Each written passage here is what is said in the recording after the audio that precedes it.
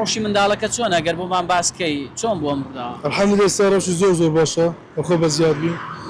منداڵەکە دوونێ دانی ساعت تقریبا 5 واری بوو لەگەر 5-6 منداڵی برادری خۆی چتە بۆ حەدیقە حیوانات تەماشا ئاژەڵان بکە و لەوێندا تەنیا چووە لەگەر برادری خۆی چووە چتەوە دەر تەماشای کە لە جێ پلنگە ڕاوەستان تەماشای پلنگە ئەوزە لە جێ پلنگە سیمەکە لە سیمەکە و دوی بووە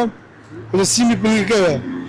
قەفەس پلنگە دەستی بردە بۆ ناو قەفەسەکە ئەوزە پلنگەکە پەلەماریداوە تەمەنی ئەو منداڵەتان چەندە 10 ساڵە تقریبا 10 ساڵە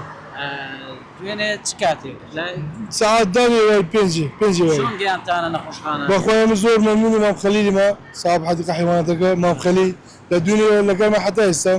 مام خەلیل نە بەڕاستی منداڵە زۆر وەزعی شڕە کام نەخۆشخانە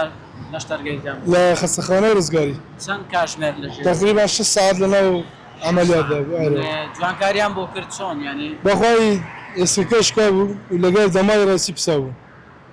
بەس ئێسکەکەی پێوە مابوو کۆڵەکەی قۆلی پێوەمە الحەمدولillah ئێستا زۆر باشە لەو خۆ بەزیاد باشە ئێستا گواستانەوە بۆ نەخۆشخانەیەکی ئەهلی پێم وایە لێرە ئەمە لەوێندا لە عملیاتەکە دەست الحەمدولillah بەنەجاحی دکتۆری خۆی لێندا بەمە بوو دکتۆری گوکاکە لێرە جێ نییە چاودێری بی چاودێری سەر دەبی لە ناو چاودێری بی ئەو زاوای نامە خەستەخانەی ژین لەبۆ چاودێری لەبۆ یەک شەوی بەس ئێستا زۆر باشە الحەمدولillah خۆ بەزیاد کەواتە ئێستا